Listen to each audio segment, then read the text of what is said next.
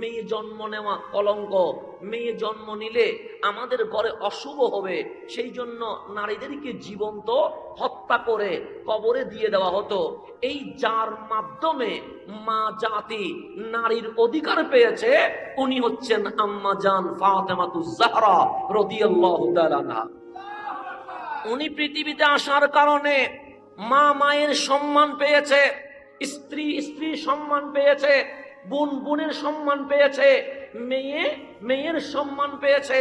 সেই জন্য কামলিওয়ালা মসজিদে হেরেমের উঠানের মধ্যে আম্মা জান ফাতেমাতুজ জাহরা ছোট্ট বেবি কোলের মধ্যে নিয়ে খেলনা করছে, কখনো হাসছে, কখনো বুকে লাগাচ্ছে, কখনো চুমু দিচ্ছে, কখনো আম্মা জান ফাতেমাতুজ জাহরার দিকে তাকিয়ে আছে। একজন সাহাবী দূর থেকে তাকিয়ে আছে, দেখলেন রাসূল আরবি সাল্লাল্লাহু আলাইহি ওয়াসাল্লাম আপন মেয়েকে কোলে নিয়ে আদর করছে। দৌড়ায়া আসলেন, ইয়া রাসূলুল্লাহ, আমি ঈমান আনার আগে আমার জীবনে দুটো ঘটনা আছে, একটা ঘটনা মনে পড়লে আমার বড় হাসি পায়, আর একটা ঘটনা মনে পড়লে আমার বড় অপরাধ বোধ চর্চা হয়, আমি নিজেকে বড় দোষী সাব্যস্ত করতে মনে হয়, আমার কান্না শেষ হয় না। এক ঘটনা আমারে হাসায়, আরেক ঘটনা আমারে কাঁদায়। রাসূল আরবি আম্মা জান ফাতেমাকে কুলে নেওয়া অবস্থায় সাহাবী যখন বললেন, আমার দুটো ঘটনা রয়েছে জীবনে, কালিমা পড়ার আগে এক ঘটনা হাসায়, এক ঘটনা কাঁদায়, তো রহমতুল্লিল আলামিন আমি হলে বলবো শুনবো না, আপনি হলে বলবেন ব্যস্ত আছি, উনি হলে বলবেন এখন সময় নাই, কিন্তু রহমতুল্লিল আলামিন আম্মা জান ফাতেমাতুজ জাহরা রাদিয়াল্লাহু তাআলা আনহাকে কুলে নিয়ে বলছে, হ্যাঁ তোমার দুইটাই ঘটনা আমি শুনবো, প্রথমে হাসির ঘটনা বলো, এরপর কান্নার ঘটনা বলো। তো সাহাবী বলছেন, ইয়া রাসূলুল্লাহ, আপনি যদি না আসতেন আমাদের কি হতো আমরা জানতাম না, লা ইলাহা ইল্লাল্লাহর পরিচয় পাইতাম না, রব্বুল আলামিনের জিকির এটা আমাদের জীবনে ঘটতো না, এই নামাজ রোজা হজ যাকাত এগুলো আমরা পেতাম না। তো যেহেতু আপনাকে পাই নাই, তখন আমাদের বাপ দাদার ধর্ম মূর্তি পূজায় ব্যস্ত ছিলাম, তো আমরা দোকানে মূর্তি রাখতাম, ঘরে মূর্তি রাখতাম, গাড়িতে মূর্তি রাখতাম, সব জায়গায় আমরা মূর্তি রাখতাম। ইয়া রাসূলুল্লাহ, আমি ছিলাম প্রবাসী, মানে আমি দেশে আসতাম মাঝে মাঝে, কিন্তু আমি বিদেশে কাজ করতাম। এখন আমরা যাই সৌদি আরবে কাজ করতে, আপনি ইতিহাস খুলেন দেখবেন আজকে থেকে 400 বছর আগেও ওই আরব দেশের মানুষ এই বাংলাদেশে কাজ করতে এসেছে। ইতিহাস বলেন আমাদের এখানে কাজ করতে এসেছে। এখন ওরা ধনী, আমরা কি হয়ে গেছে, গরিব হয়ে গেছে। অবস্থান পরিবর্তন হয়, এটা হবে, কেউ ধনী হবে, কেউ গরিব হবে, গরিব বাদশাহ হবে, বাদশাহ ফকির হবে। রব্বুল আলামিন বলে এটা দুনিয়ার সিস্টেম। কেন? যে জান্নাতে না যাওয়া পর্যন্ত তোমাদের পরীক্ষার শেষ হবে না, সেজন্য আমাদের পরীক্ষা চলবে কি চলবে না। তো তখন আরব ব্যবসায়ীরা বিভিন্ন দেশে বিদেশে যাইতো, তো উনি বললেন, ইয়া রাসূলুল্লাহ, আমি তখন প্রবাসী ছিলাম, মানে বিদেশে কাজ করতাম, তো আমি ঘর থেকে বের হয়ে যাব, তখন তো আর গাড়ি নাই, বিমান নাই যে ফ্লাইটে যাবে, তখন ঘোড়ার উপরে গাধার উপর করে যেতে হতো। তো উনি বললেন, আমি ড্রেস নিয়ে নিয়েছি, যেহেতু কাপড় তো লাগবে বিদেশে, আবার যেতে একদিনে তো যাওয়া যায় না, 7 ঘন্টায় যাওয়া যায় না, যেতে 7 সপ্তাহ লেগে যায়, তো 1 সপ্তাহ পর্যন্ত খাওয়ার কিছু জিনিসও নিয়ে নিয়েছি। একটা তো মূর্তি লাগে, কারণ আমি যখন সফর করব আমাকে জায়গায় জায়গায় রাত্রে যেখানে অবস্থান করব সেখানে আমি ভগবানের পূজা করব, সেই জন্য একটা মাটির মূর্তি নিলাম। এখন আমি ব্যাগ নিলাম কিসের, কাপড়ের, খাবার নিলাম, মূর্তি নিলাম, জিনিস অনেক বেশি হয়ে গেছে। মুসাফিরের জন্য ব্যাগ আলগানো এটা বড় কঠিন বিষয়। তো উনি বললেন ব্যাগও বেশি হয়ে গেছে, কি করব? সে কাপড় কিছু কমালাম, খাবারও কিছু কমালাম, কিন্তু এরপরেও দেখছি আমার বস্তাটা বড় হয়ে গেছে। এখন মনের মধ্যে ভাবলাম মাটির ওজন তো বেশি, মূর্তির ওজন বেশি, এখন এর তো আমি নিতে পারবো না, তাহলে করব কি? সে এর রাখতে হবে, তো রাখলে আমি সপ্তাহ পর্যন্ত পূজা করব কিভাবে? সে মাথায় ভাবতে লাগলাম মাটির ওজন বেশি, কি দিয়ে মূর্তি বানাইলে ওজন কমবে? তখন ওনার মাথায় আসছে, যদি ময়দারে পানিতে খামির বানায়া রুদ্রে শুকায়া যদি মূর্তি বানায়, মাটির মূর্তির চেয়ে ময়দার মূর্তির ওজন কি হয়ে যাবে? কম হয়ে যাবে। সেই থিওরি বুকে নিয়ে আমি মাটির মূর্তি ঘরে রেখে দিলাম, ময়দা কিনে এনে পানিতে মিশায়া খামির বানায়া সুন্দর একটা মূর্তি বানালাম। দেখলাম এটার ওজন কি আছে? কম আছে, এখন হালকা আছে। আলহামদুলিল্লাহ, আমি ভগবানের নাম নিয়া কাপড় খাবার মূর্তি নিয়ে চলতে লাগলাম। একদিন চলে গেছে, 2 দিন চলে গেছে, 3 দিন চলে গেছে। খাবারের ওজন যেহেতু বেশি ছিল, কমায়া যেহেতু ফেলছি, 3 দিন পর গিয়ে দেখি আমার খাবার শেষ। এখন আমার আর পথের মধ্যে খাবার নাই। একদিন চলে গেছে, আমার উপোস অবস্থায় জীবন চলে গেছে। আমি মরুভূমিতে ঘুরছি, খাবার পাবো কই? খাবার পাবো কই? কিন্তু কোথাও খাবার নাই। আমি অনেক দূরে গিয়ে পানির সন্ধান পেলাম, পানি তো আনলাম, তো পানি পান করলে তৃষ্ণা মিটে, কিন্তু খিদা তো মিটে না। এখন আছে শুধু পানি, খাবার নাই। এখন মনের মধ্যে ভাবতে লাগলাম, খাবার পাবো কই? এই মরুভূমির মাঝখানে নাই ঘর, নাই বাড়ি, নাই মানুষ, আমাকে খাবার দিবে কে? তা আমি আস্তে করে গাছের মধ্যে হেলান দিয়ে ভাবছি, খাবার পাবো কই? খাবার পাবো কই? হঠাৎ আমার মনে পড়ছে, আমার মূর্তি যেটা, এটা তো মাটির নয়, এটা তো খামির, এটা তো ময়দার। সুতরাং পানির মধ্যে এটারে ভিজাইলাম, ভিজায়া এটা আস্তে করে রুদ্রের মধ্যে দিলাম। এটা রুটির মতো ছেঁকা হয়ে গেছে। আমি আস্তে করে যেই ভগবানের পূজা 2 ঘন্টা আগে করছিলাম, সেই ভগবানকে খাওয়া শুরু করে দিছি। কারে শুরু করছে খাইতে? কারে খাচ্ছে? তো বলছে, আমার ওই ঘটনা মনে পড়ছে।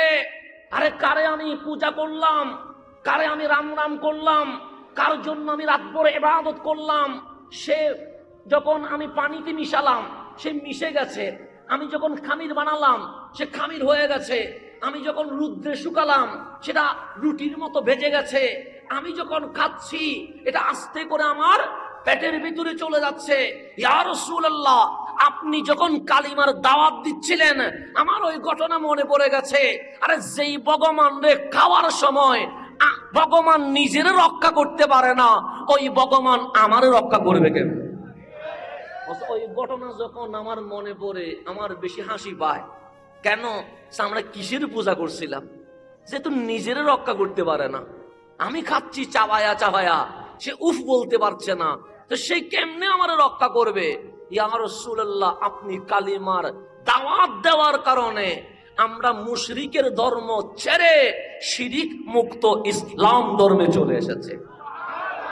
আমার রাসূল বললেন, আলহামদুলিল্লাহ, একটা তো কাজের কাজ হয়েছে। জমিনের মালিক যিনি, আসমানের মালিক যিনি, তোমার মালিক যিনি, তুমি তার সন্ধান পেয়েছো, সেজন্য তোমার উচিত বেশি বেশি শুকরিয়া আদায় করা। সেটা বুঝলাম। এখন বলো কান্নার কাহিনীটাকে। তো উনি বলছেন, ইয়া রাসূলুল্লাহ, যেহেতু আপনি ইসলাম প্রচারের আগে এই দুনিয়াটার নাম ছিল জাহেলিয়ত যুগ, অন্ধকার যুগ, অমানুষত্বের যুগ, কাপুরুষত্বের যুগ। আমাদের সমাজে মেয়ে জন্ম দেওয়া এটা কলঙ্কের কারণ হয়। যেই ঘরে মেয়ে জন্ম নেয় তাই সেই মেয়ের বাবা সমাজে মুখ দেখাইতে পারে না। তো আমাদের সমাজটা ওই রকম ছিল। তো আমি যখন বিদেশে চলে যাচ্ছিলাম, আমার ওয়াইফ প্রেগনেন্ট ছিল, প্রায় ওনার 6-7 মাস চলে গেছে। 6-7 মাস অবস্থায় আমার ওয়াইফকে গর্ভবতী রেখে আমি চলে গেছি বিদেশে। এখন মাঝখানে কি হয়েছে আর কিছু জানি না, কারণ তখন তোর মোবাইল নাই, ইন্টারনেট নাই, চিঠি আদান প্রদানের কোনো ব্যবস্থা নাই, জাহেলিয়ত যুগ। উনি বলছেন, আমি 5-6 বছর পর বিদেশের সমস্ত কাজকর্ম শেষ করে যখন গড়ে ফিরলাম, দেখলাম কোনায় একটা ফুটফুটে সুন্দর মেয়ে খেলছে। আমার ওয়াইফকে জিজ্ঞেস করলাম, মান হিয়া, সে কে? তখন আমার ওয়াইফ বলছেন, স্বামী রে, আপনি যে আমাকে গর্ভবতী অবস্থায় রেখে চলে গেছেন, আপনার ওই সন্তান, এই মেয়েটা, এটা আপনার মেয়ে। তো মেয়ে বলতে দেরি, এতটুকুতে মেয়ে যখন শুনছে এটা বাবা, দৌড়ায়া ইয়া আবি বলে বাবাকে জড়ায়া ধরে ফেলছেন।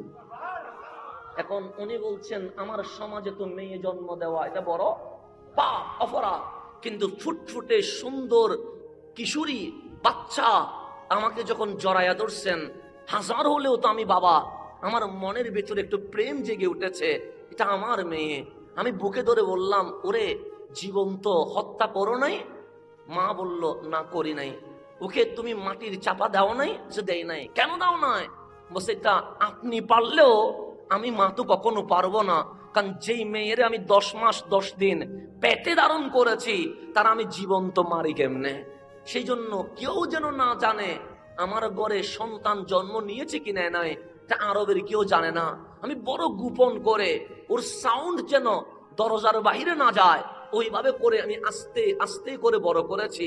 আমার মেয়ে সূর্যের আলো দেখে নাই, আমার মেয়ে চাঁদের আলো দেখে নাই, আমার মেয়ে তারকারাজির মিটিমিটি দেখে নাই। আমি ঘরের ভেতরে আদর যত্নে বড় করেছি। আপনি টেনশন নিয়েন না, এই মক্কায় আপনার আমার ঘরে একটা মেয়ে যে আস্তে আস্তে বড় হচ্ছে এটা কেউ জানে না। তারপরেও বাবা মনে মনে ভাবলেন, জানে তো না, কিন্তু যত বড় হবে সত্য তো কখনো গোপন থাকবে না। উনি আস্তে আস্তে করে সংসার করছেন। 1 বছর চলে গেল, আমার মেয়ে বড় হচ্ছে। 2 বছর চলে গেল, আমার মেয়ে আরো বড় হচ্ছে, বিয়ের উপযুক্ত হয়ে যাচ্ছে। বড় সুন্দরী এই মেয়েটা যখন গড়ে বড় হচ্ছে, এদিকে আমি বাবা হিসেবে তার প্রতি প্রেম জাগছে, অন্যদিকে সমাজের কাছে যদি ধরা খেয়ে যায় আমি কলঙ্ক বাবা হিসেবে সবাই জানবে, আমার কপাল পোড়া হিসেবে সবাই জানবে। এখন আমি কি করব? আমার মাথার মধ্যে শয়তানি ভাব চলে এসেছে, কারণ আমি জানি আজকে না হলে কাল মানুষ জেনে যাবে। মানুষ যদি জানে আমাকে হেউ করবে। মানুষ জানার আগে আমার মেয়েটাকে আমি জীবন্ত কবর দিয়ে দিব। এটা আমি মনে মনে কি করে ফেলেছি সিদ্ধান্ত, কিন্তু মার সামনে তার এই কথা বলা যায় না। তো আমি বুদ্ধি করছি কি করা যায়। আমি অনেক দূরে গিয়ে মরুভূমির পাহাড়ের উপরে গিয়ে যেই মাটি কুড়ানোর জন্য কোদাল আছে সেটা যেখানে ওকে ফেলবো সবগুলো ঠিকঠাক করে আমি গড়ে এসে বললাম, বোরে আমার মেয়েটা সূর্যের আলো দেখে নাই, চাঁদের মিটিমিটি হাসু দেখে নাই, তারকারাজি দেখে নাই, পাহাড় কিরকম দেখে নাই, সমুদ্র কিরকম দেখে নাই, গাছগাছালি কিরকম এটা দেখে নাই।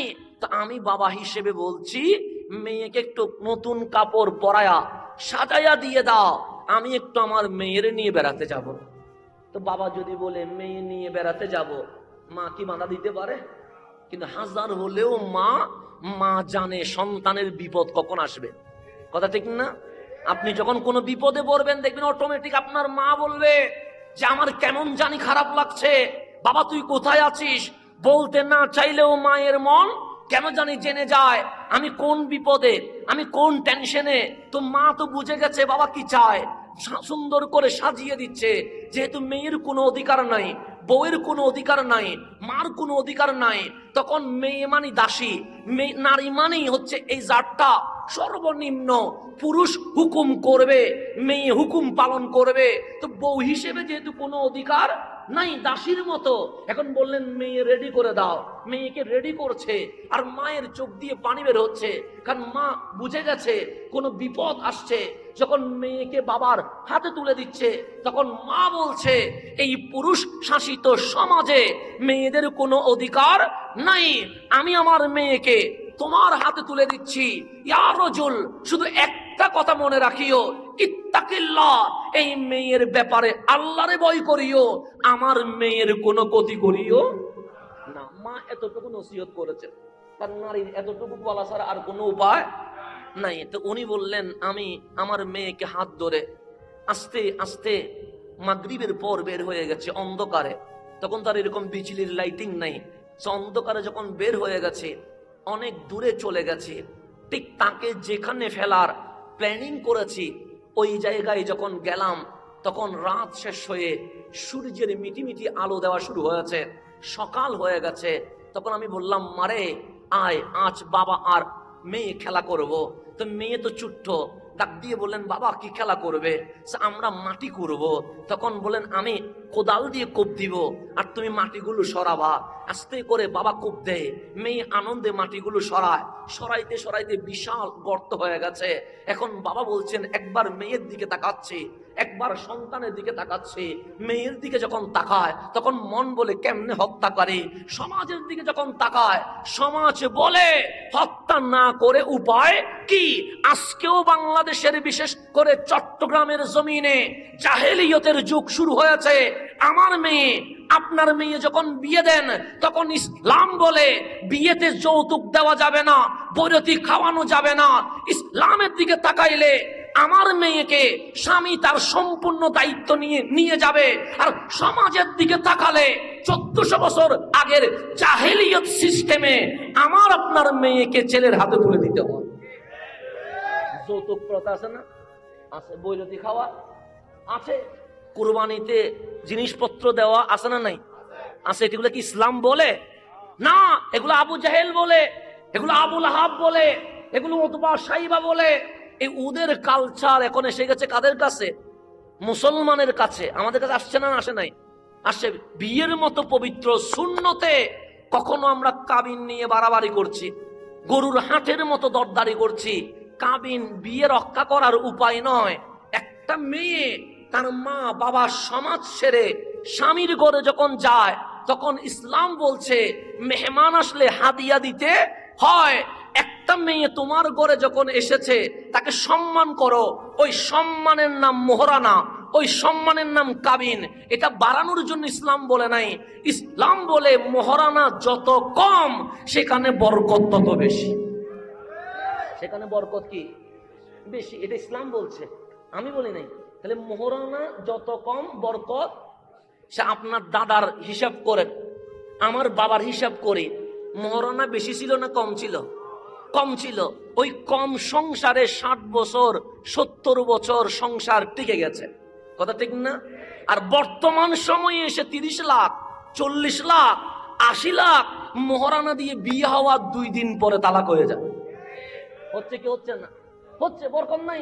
তাহলে মোহরানা বাড়াইলেন কেন? সংসার যেন টিকে। সংসার টিকে না।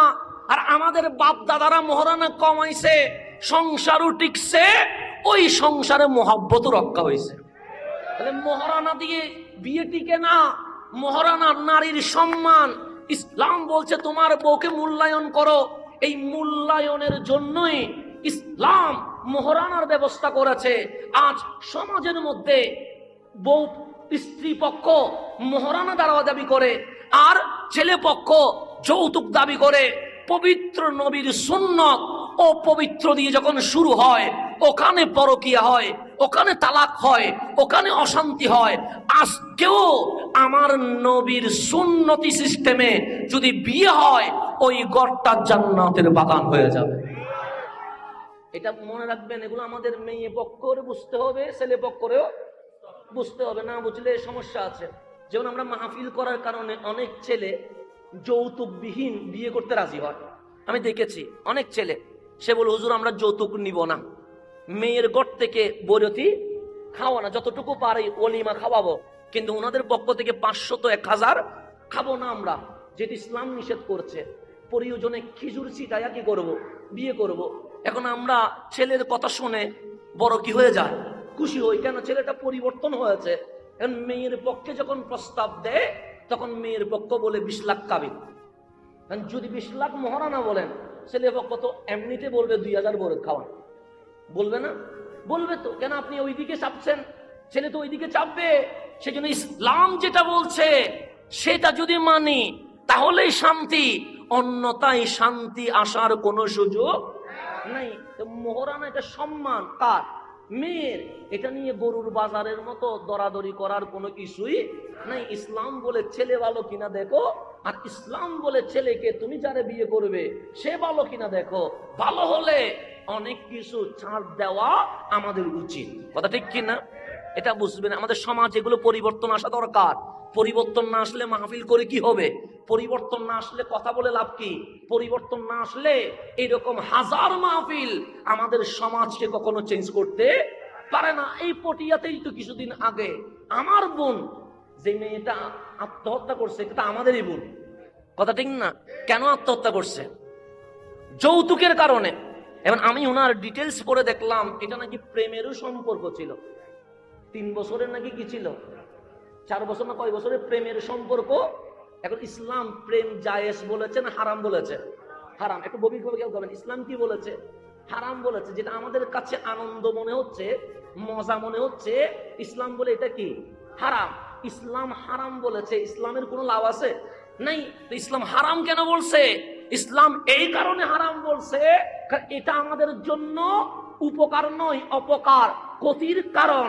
3 বছর রিলেশন ছিল, এরপরেও সে যৌতুক দাবি করার কারণে আত্মহত্যা করতে বাধ্য হলো।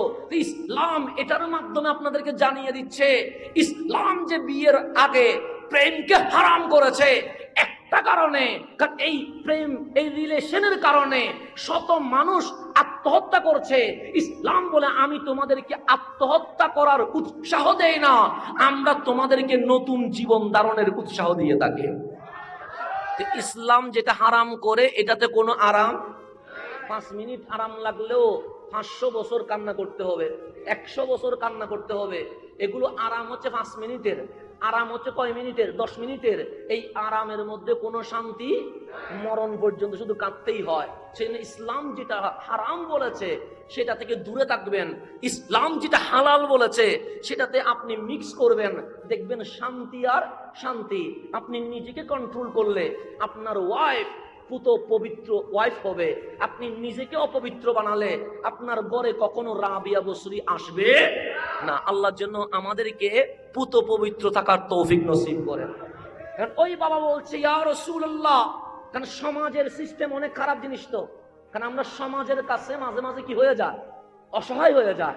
সমাজ এটা বলছে, তাহলে সমাজ এটা বলছে, সমাজ এটা বলছে, এরকম আছে না? নাই আছে। যে মেহেদি রাতে প্যাকেজ করা যদি নিষেধ করিয়েন না, হুজুর সমাজ বলছে। বিয়েতে যখন বলি উলঙ্গপনা ক্লাবে করিয়েন না, হুজুর সমাজ বলছে। এরকম সমাজের নাম দিয়ে অনেক কুসংস্কার এই জমিনে হচ্ছে কি হচ্ছে না? তো সমাজের নিয়ম, কোরআন সুন্নাহর নিয়ম দিয়ে ইসলাম চলে। এই সমাজের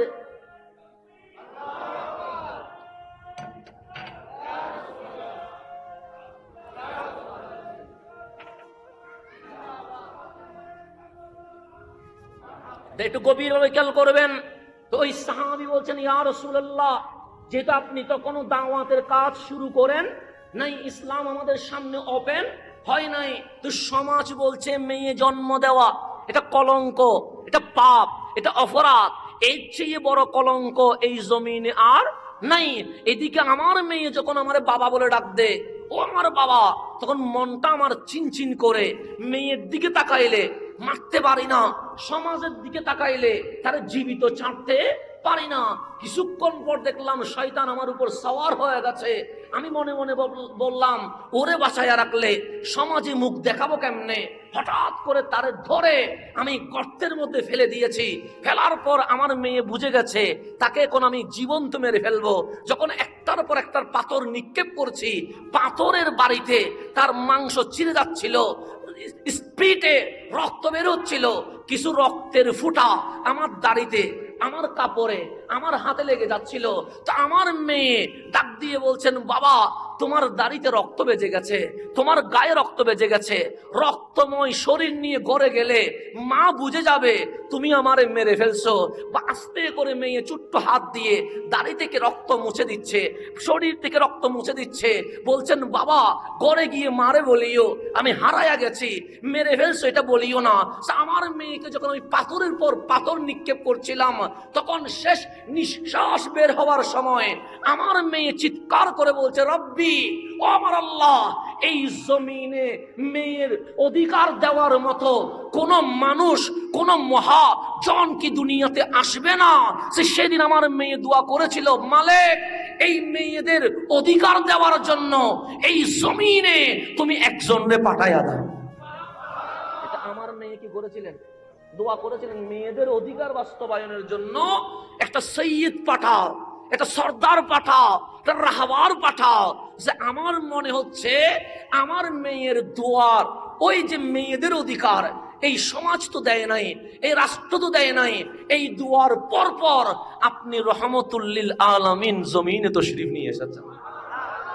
আমার রসুল যখন এই কথা শুনলেন যে আমি আমার আপন হাতে মেয়েরে কি করছি, হত্যা করছি, আমার রসুল আম্মা জান ফাতেমাকে বুকে লাগায়া বলছে, যদি আজকে ইসলাম আমাকে অধিকার দিত যে ইসলাম প্রকাশের আগে এই মেয়ে হত্যার বিচার করো, আমি তোমার গর্দান 2 ভাগ করে দিতাম। তখন কামলিওয়ালা আম্মা জান ফাতেমাকে হাতে এইভাবে তুলে বলছেন, শোনো মক্কাবাসী, আমি মেয়ের বাবা, আমি মেয়ের বাবা, তো গর্ব করে বলে গেলাম, এই জমিনে যে একটা মেয়ে জন্ম দিবে, সুন্দর করে লালন পালন করবে, সৎ পাত্রে বিয়ে দিবে, আমি নবী দুনিয়ার জমিনে গ্যারান্টি ওয়ারেন্টি দিলাম, ওই বাবা জান্নাতি হয়ে গেছে। এই আমার আম্মা জান ফাতেমাকে কোলে নিয়ে আমার রসুল সর্বপ্রথম ঘোষণা করলেন যে একটা মেয়ে জন্ম নিবে। কয়টা? ওই মেয়েকে সুন্দরভাবে লালন পালন করে সৎ পাত্রে বিয়ে দিবে, ফাদাখালা ফিল জান্নাহ, সে দুনিয়াতেই জান্নাতের শুভ সংবাদ পেয়ে গেছে। তো একজন সাহাবী বললেন, ইয়া রাসূলুল্লাহ, আমার তো 2টা আছে। আমার রসুল বললেন, তুমি যদি 2টা মায়ারে সুন্দর করে লালন পালন করে সৎ পাত্রে বিয়ে দাও, আমি নবী বলে গেলাম, আমি আর তুমি কাল হাসরের ময়দানে বিচারের পরে জান্নাতে এইভাবেই থাকবো। মানে তুমি মেয়ের বাবা আমার সাথে কোথায় থাকবে? জান্নাতে। তো 3 জন আছে এরকম হাত তুলতেছেন, 4 জন আছে এরকম তুলছেন।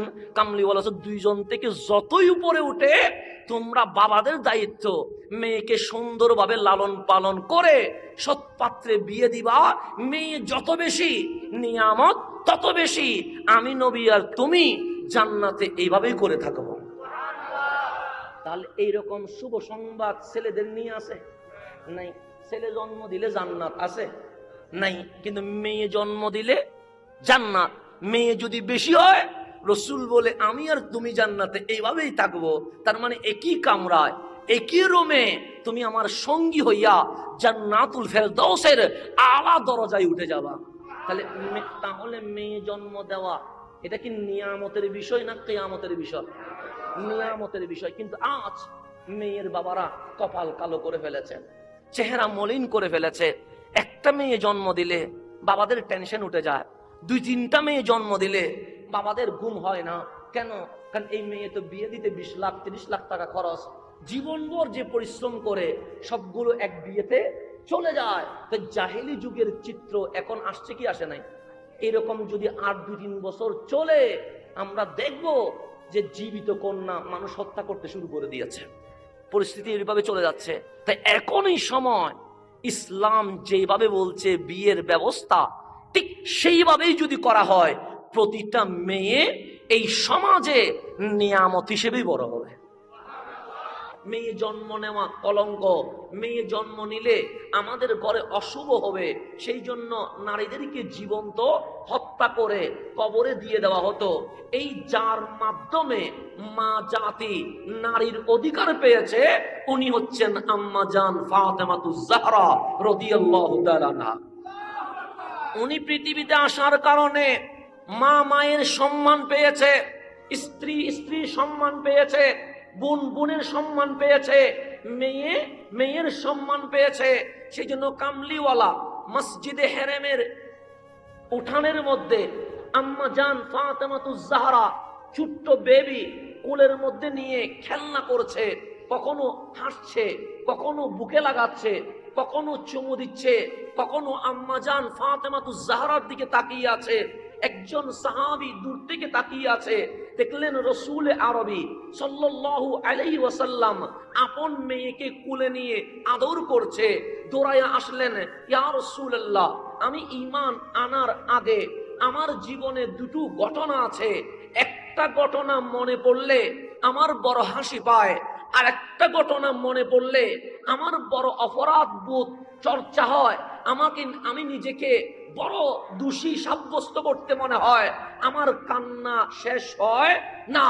এক ঘটনা আমারে হাসায়, আরেক ঘটনা আমারে কাঁদায়। রসুলে আরবি আম্মাজান ফাতেমাকে কুলে নেওয়া অবস্থায় সাহাবী যখন বললেন, আমার দুটো ঘটনা রয়েছে জীবনে, কালিমা পড়ার আগে এক ঘটনা হাসায়, এক ঘটনা কাঁদায়, তো রহমতুল্লিল আলামিন আমি হলে বলবো শুনবো না, আপনি হলে বলবেন ব্যস্ত আছি, উনি হলে বলবেন এখন সময় নাই, কিন্তু রহমতুল্লিল আলামিন আম্মাজান ফাতেমাতুজ জাহরা রাদিয়াল্লাহু তাআলা আনহাকে কুলে নিয়ে বলছে, হ্যাঁ তোমার দুইটাই ঘটনা আমি শুনবো, প্রথমে হাসির ঘটনা বলো, এরপর কান্নার ঘটনা বলো। তো সাহাবী বলছেন, ইয়া রাসূলুল্লাহ, আপনি যদি না আসতেন আমাদের কি হতো আমরা জানতাম না, লা ইলাহা ইল্লাল্লাহর পরিচয় পাইতাম না, রব্বুল আলামিনের জিকির এটা আমাদের জীবনে ঘটতো না, এই নামাজ রোজা হজ যাকাত এগুলো আমরা পেতাম না। তো যেহেতু আপনাকে পাই নাই,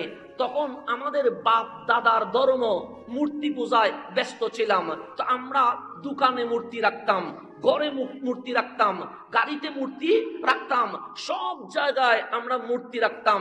ইয়া রাসূলুল্লাহ, আমি ছিলাম প্রবাসী, মানে আমি দেশে আসতাম মাঝে মাঝে, কিন্তু আমি বিদেশে কাজ করতাম।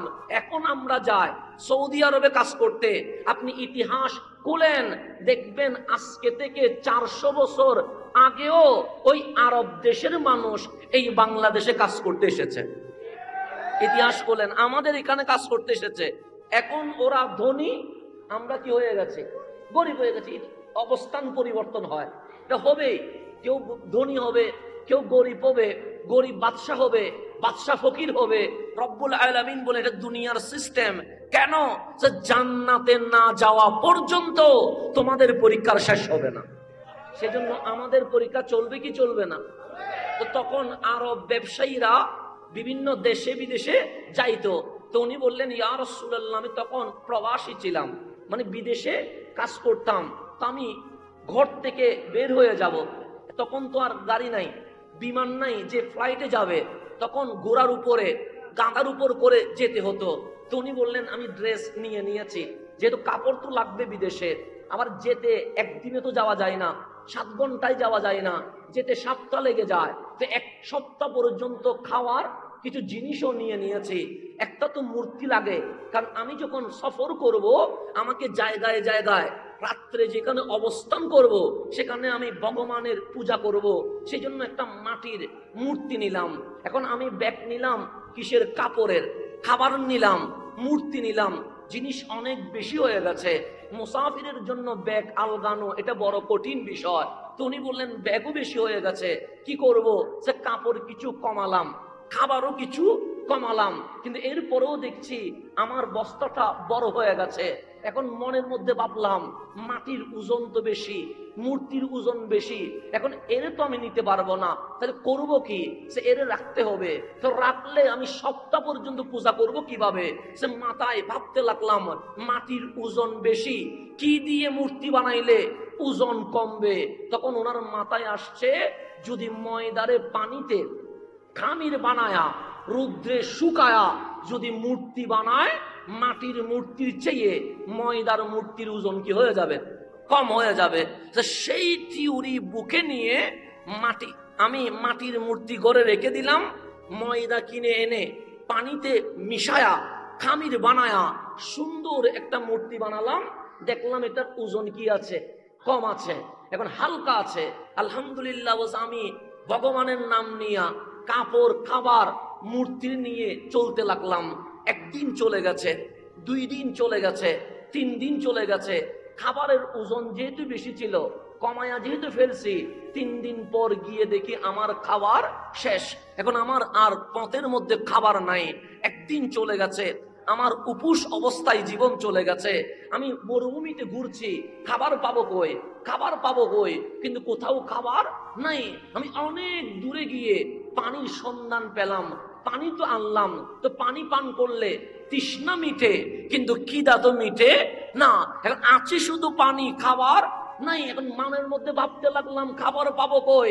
এই মরুভূমির মাঝখানে নাই ঘর, নাই বাড়ি, নাই মানুষ, আমাকে খাবার দিবে কে? তো আমি আস্তে করে গাছের মধ্যে হেলান দিয়ে ভাবছি খাবার পাবো কই, খাবার পাবো কই। হঠাৎ আমার মনে পড়ছে আমার মূর্তি যেটা, এটা তো মাটির নয়, এটা তো খামের, এটা তো ময়দার, সুতরাং পানির মধ্যে এটারে ভিজাইলাম, ভিজায়া এটারে আস্তে করে রুদ্রের মধ্যে দিলাম, এটা রুটির মতো ছেঁকা হয়ে গেছে। আমি আস্তে করে যেই ভগবানের পূজা 2 ঘন্টা আগে করছিলাম, সেই ভগবানকে খাওয়া শুরু করে দিছি। কারে শুরু করছে খাইতে, কারে তো খাচ্ছে।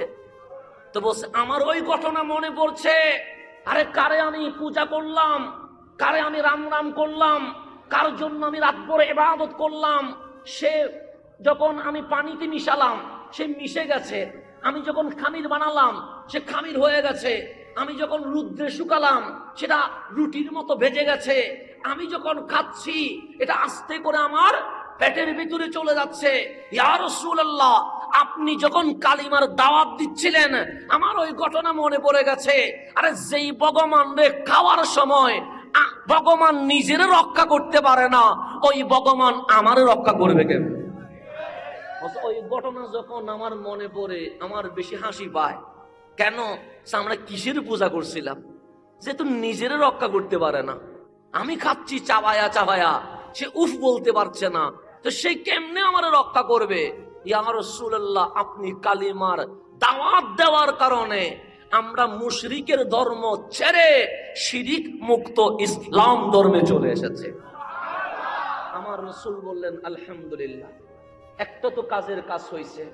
জমিনের মালিক যিনি, আসমানের মালিক যিনি, তোমার মালিক যিনি, তুমি তার সন্ধান পেয়েছো, সেজন্য তোমার উচিত বেশি বেশি শুকরিয়া আদায় করা। সেটা বুঝলাম। এখন বলো কান্নার কাহিনীটাকে। তো উনি বলছেন ইয়া রাসূলুল্লাহ, যেহেতু আপনি ইসলাম প্রচারের আগে এই দুনিয়াটার নাম ছিল জাহেলিয়ত যুগ, অন্ধকার যুগ, অমানুষত্বের যুগ, কাপুরুষত্বের যুগ। আমাদের সমাজে মেয়ে জন্ম দেওয়া এটা কলঙ্কের কারণ হয়। যেই ঘরে মেয়ে জন্ম নেয় তাই সেই মেয়ের বাবা সমাজে মুখ দেখাইতে পারে না। তো আমাদের সমাজটা ওই রকম ছিল। তো আমি যখন বিদেশে চলে যাচ্ছিলাম, আমার ওয়াইফ প্রেগনেন্ট ছিল, প্রায় ওনার 6-7 মাস চলে গেছে। 6-7 মাস অবস্থায় আমার ওয়াইফকে গর্ভবতী রেখে আমি চলে গেছি বিদেশে। এখন মাঝখানে কি হয়েছে আর কিছু জানি না, কারণ তখন তোর মোবাইল নাই, ইন্টারনেট নাই, চিঠি আদান প্রদানের কোনো ব্যবস্থা নাই, জাহেলিয়ত যুগ। উনি বলছেন আমি 5-6 বছর পর বিদেশের সমস্ত কাজকর্ম শেষ করে যখন গড়ে ফিরলাম, দেখলাম কোনায় একটা ফুটফুটে সুন্দর মেয়ে খেলছে। আমার ওয়াইফকে জিজ্ঞেস করলাম মান হিয়া, সে কে? তখন আমার ওয়াইফ বলছেন স্বামী রে, আপনি যে আমাকে গর্ভবতী অবস্থায় রেখে চলে গেছেন, আপনার ওই সন্তান, এই মেয়েটা, এটা আপনার মেয়ে। তো মেয়ে বলতে দেরি, এতটুকুতেই মেয়ে যখন শুনছে এটা বাবা, দৌড়ায়া ইয়া আবি বলে বাবাকে জড়ায় ধরে ফেলছে। এখন উনি বলছেন আমার সমাজে তো মেয়ে জন্ম দেওয়া এটা বড় পাপ, অপরাধ, কিন্তু ফুটফুটে সুন্দর কিশোরী বাচ্চা আমাকে যখন জড়ায়া ধরছেন, হাজার হলেও তো আমি বাবা। আমার মনের ভিতরে একটু প্রেম জেগে উঠেছে, এটা আমার মেয়ে। আমি বুকে ধরে বললাম ওরে জীবন্ত হত্যা করো নাই? মা বলল না করি নাই।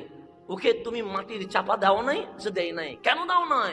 বলছে এটা আপনি পারলেও আমি মা তো কখনো পারবো না, কারণ যেই মেয়ের আমি 10 মাস 10 দিন পেটে ধারণ করেছি তার আমি জীবন্ত মারি কেমনে?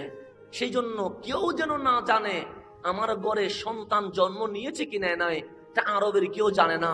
আমি বড় গোপন করে ওর সাউন্ড যেন দরজার বাহিরে না যায় ওইভাবে করে আমি আস্তে আস্তে করে বড় করেছি। আমার মেয়ে সূর্যের আলো দেখে নাই, আমার মেয়ে চাঁদের আলো দেখে নাই, আমার মেয়ে তারকারাজির মিটিমিটি দেখে নাই। আমি ঘরের ভেতরে আদর যত্নে বড় করেছি। আপনি টেনশন নিয়েন না, এই মক্কায় আপনার আমার ঘরে একটা মেয়ে যে আস্তে আস্তে বড় হচ্ছে এটা কেউ জানে না। তারপরেও বাবা মনে মনে ভাবলেন জানে তো না, কিন্তু যত বড় হবে সত্য তো কখনো গোপন থাকবে না। উনি আস্তে আস্তে করে সংসার করছেন। 1 বছর চলে গেল, আমার মেয়ে বড় হচ্ছে। 2 বছর চলে গেল, আমার মেয়ে আরো বড় হচ্ছে, বিয়ের উপযুক্ত হয়ে যাচ্ছে। বড় সুন্দরী এই মেয়েটা যখন গড়ে বড় হচ্ছে, এদিকে আমি বাবা হিসেবে তার প্রতি প্রেম জাগছে, অন্যদিকে সমাজের কাছে যদি ধরা খেয়ে যায় আমি কলঙ্ক বাবা হিসেবে সবাই জানবে, আমার কপাল পোড়া হিসেবে সবাই জানবে। এখন আমি কি করব? আমার মাথার মধ্যে শয়তানি ভাব চলে এসেছে, কারণ আমি জানি আজকে না হলে কাল মানুষ জেনে যাবে। মানুষ যদি জানে আমাকে হেউ করবে। মানুষ জানার আগে আমার মেয়েটাকে আমি জীবন্ত কবর দিয়ে দিব। এটা আমি মনে মনে কি করে ফেলেছি সিদ্ধান্ত, কিন্তু মার সামনে তার এই কথা বলা যায় না। তো আমি বুদ্ধি করছি কি করা যায়। আমি অনেক দূরে গিয়ে মরুভূমির পাহাড়ের উপরে গিয়ে যে মাটি কুড়ানোর জন্য কোদাল আছে সেটা যেখানে ওকে ফেলবো সবগুলো ঠিকঠাক করে আমি ঘরে এসে বললাম, বোরে আমার মেয়েটা সূর্যের আলো দেখে নাই, চাঁদের মিটিমিটি হাসি দেখে নাই, তারকারাজি দেখে নাই, পাহাড় কিরকম দেখে নাই, সমুদ্র কিরকম দেখে নাই, গাছগাছালি কিরকম এটা দেখে নাই। তা আমি বাবা হিসেবে বলছি, মেয়েকে একটু নতুন কাপড় পরায়া সাজাইয়া দিয়ে দাও, আমি একটু আমার মেয়ের নিয়ে বেড়াতে যাব। তো বাবা যদি বলে মেয়ে নিয়ে বেড়াতে যাব, মা কি বাধা দিতে পারে? কিন্তু হাজার হলেও মা জানে সন্তানের বিপদ কখন আসবে। কথা ঠিক না? আপনি যখন কোনো বিপদে পড়বেন দেখবেন অটোমেটিক আপনার মা বলবে যে আমার কেমন জানি খারাপ লাগছে, বাবা তুই কোথায় আছিস? বলতে না চাইলেও মায়ের মন কেন জানি জেনে যায় আমি কোন বিপদে, আমি কোন টেনশনে। তো মা তো বুঝে গেছে বাবা কি চায়, সুন্দর করে সাজিয়ে দিচ্ছে। যেহেতু মেয়ের কোনো অধিকার নাই, বউয়ের কোনো অধিকার নাই, মার কোনো অধিকার নাই, তখন মেয়ে মানি দাসী, নারী মানেই হচ্ছে এই জাতটা সর্বনিম্ন। পুরুষ হুকুম করবে, মেয়ে হুকুম পালন করবে। তো বউ হিসেবে যেহেতু কোনো অধিকার নাই, দাসীর মতো। এখন বললেন মেয়ে রেডি করে দাও, মেয়েকে রেডি করছে, আর মায়ের চোখ দিয়ে পানি বের হচ্ছে, কারণ মা বুঝে গেছে কোনো বিপদ আসছে। যখন মেয়েকে বাবার হাতে তুলে দিচ্ছে তখন মা বলছে এই পুরুষ শাসিত সমাজে মেয়েদের কোনো অধিকার নাই, আমি আমার মেয়েকে তোমার হাতে তুলে দিচ্ছি। ইয়া রাজূল, শুধু একটা কথা মনে রাখিও, ইত্তাকিল্লাহ, এই মেয়ের ব্যাপারে আল্লাহরে ভয় করিও, আমার মেয়ের কোনো ক্ষতি করিও না। মা এতটুকু নসিহত করেছেন, তার নারীর এতটুকু বলা ছাড়া আর কোনো উপায় নাই। তো উনি বললেন আমি আমার মেয়েকে হাত ধরে আস্তে আস্তে মাগরিবের পর বের হয়ে গেছে অন্ধকারে, তখন তার এরকম বিজলির লাইটিং নাই, অন্ধকারে যখন বের হয়ে গেছে অনেক দূরে চলে গেছে, ঠিক তাকে যেখানে ফেলার প্ল্যানিং করেছি ওই জায়গায় যখন গেলাম তখন রাত শেষ হয়ে সূর্যের মিটিমিটি আলো দেওয়া শুরু হয়েছে, সকাল হয়ে গেছে। তখন আমি বললাম মারে আয়, আজ বাবা আর মেয়ে খেলা করব। তো মেয়ে তো ছোট্ট, ডাক দিয়ে বললেন বাবা কি খেলা করবে? আমরা মাটি করব। তখন বলেন আমি কোদাল দিয়ে কোপ দিব আর তুমি মাটিগুলো সরাবা। আস্তে করে বাবা কোপ দেয়, মেয়ে আনন্দে মাটিগুলো সরাইতে সরাইতে বিশাল গর্ত হয়ে গেছে। এখন বাবা বলছেন একবার মেয়ের দিকে তাকাচ্ছি, একবার সন্তানের দিকে তাকাচ্ছি। মেয়ের দিকে যখন তাকায় তখন মন বলে কেমনে হত্যা করে, সমাজের দিকে যখন তাকায় সমাজ বলে হত্যা না করে উপায় কি। আজকেও বাংলাদেশের বিশেষ করে চট্টগ্রামের জমিনে জাহেলিয়তের যুগ শুরু হয়েছে। আমার মেয়ে আপনার মেয়ে যখন বিয়ে দেন তখন ইসলাম বলে বিয়েতে যৌতুক দেওয়া যাবে না, বৈরতি খাওয়ানো যাবে না। ইসলামের দিকে তাকাইলে আমার মেয়েকে স্বামী তার সম্পূর্ণ দায়িত্ব নিয়ে যাবে। আর সমাজের দিকে তাকালে 1400 বছর আগের জাহেলিয়ত সিস্টেমে আমার আপনার মেয়েকে ছেলের হাতে তুলে দিতে হবে। যৌতুক প্রথা আছে না? আছে। বৈরতি খাওয়া আছে। কুরবানিতে জিনিসপত্র দেওয়া আছে না নাই? আছে। এগুলো কি ইসলাম বলে? না, এগুলো আবু জাহেল বলে, এগুলো আবুল আহাব বলে, এগুলো উতবা সাইবা বলে। এই ওদের কালচার এখন এসে গেছে কাদের কাছে? মুসলমানের কাছে। আমাদের কাছে আসছে না? আসে নাই? আসে। বিয়ের মতো পবিত্র সুন্নতে কখনো আমরা কাবিন নিয়ে বাড়াবাড়ি করছি, গরুর হাটের মতো দরদারি করছি। কাবিন বিয়ে রক্ষা করার উপায় নয়। একটা মেয়ে তার মা বাবা সমাজ ছেড়ে স্বামীর ঘরে যখন যায় তখন ইসলাম বলছে মেহমান আসলে হাদিয়া দিতে হয়। একটা মেয়ে তোমার ঘরে যখন এসেছে তাকে সম্মান করো, ওই সম্মানের নাম মোহরানা, ওই সম্মানের নাম কাবিন। এটা বাড়ানোর জন্য ইসলাম বলে নাই। ইসলাম বলে মোহরানা যত কম সেখানে বরকত তত বেশি। সেখানে বরকত কি বেশি, এটা ইসলাম বলছে, আমি বলি নাই। তাহলে মোহরানা যত কম বরকত। সে আপনার দাদার হিসাব করেন, আমার বাবার হিসাব করি, মোহরানা বেশি ছিল না কম ছিল? কম ছিল। ওই কম সংসারে 60 বছর 70 বছর সংসার টিকে গেছে, কথা ঠিক না? আর বর্তমান সময়ে এসে 30 লাখ 40 লাখ 80 লাখ মোহরানা দিয়ে বিয়ে হওয়ার 2 দিন পরে তালাক হয়ে যায়। হচ্ছে কি হচ্ছে না? হচ্ছে, বরকত নাই। তাহলে মোহরানা বাড়াইলেন কেন?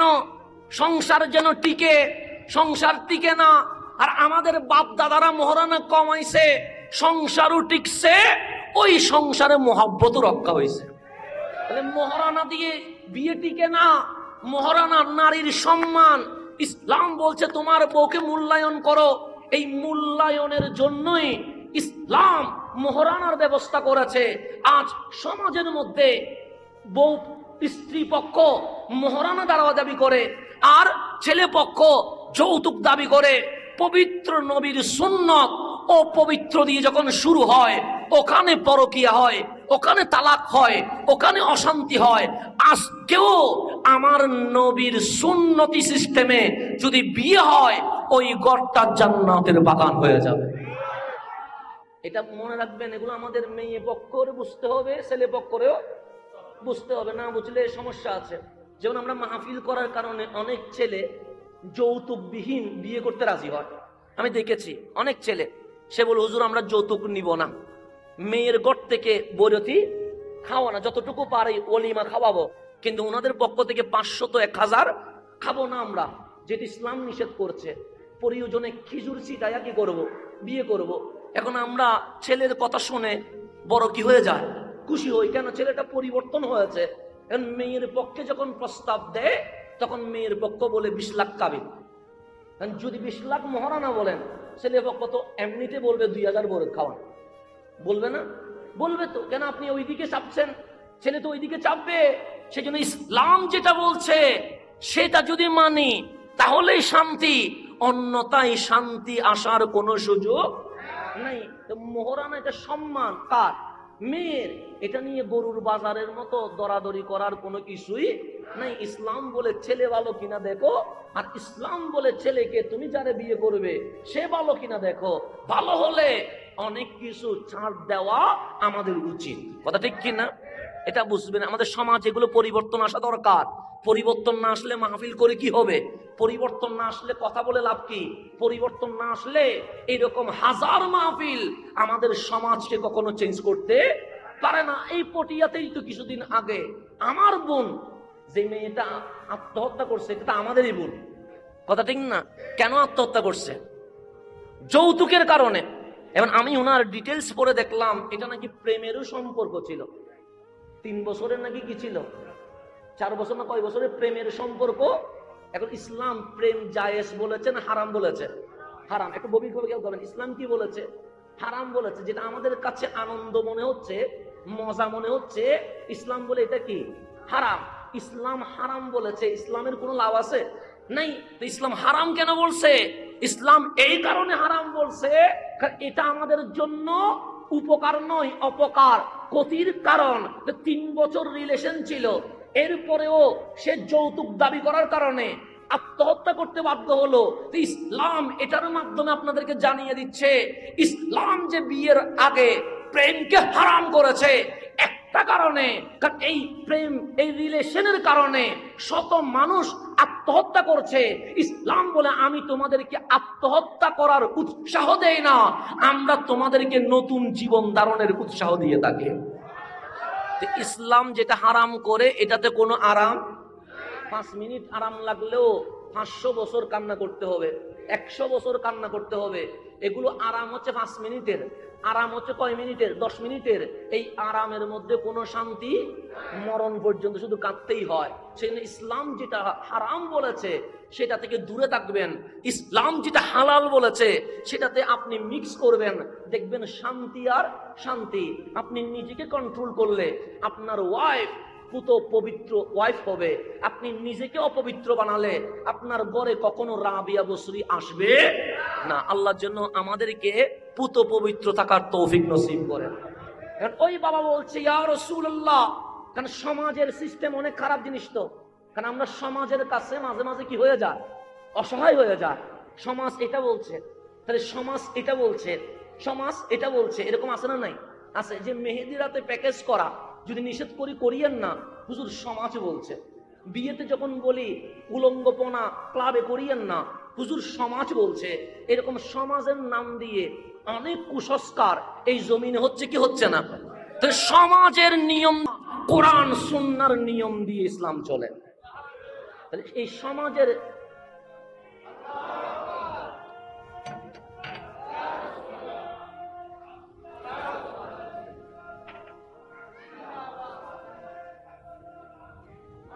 একটু গভীরভাবে খেয়াল করবেন।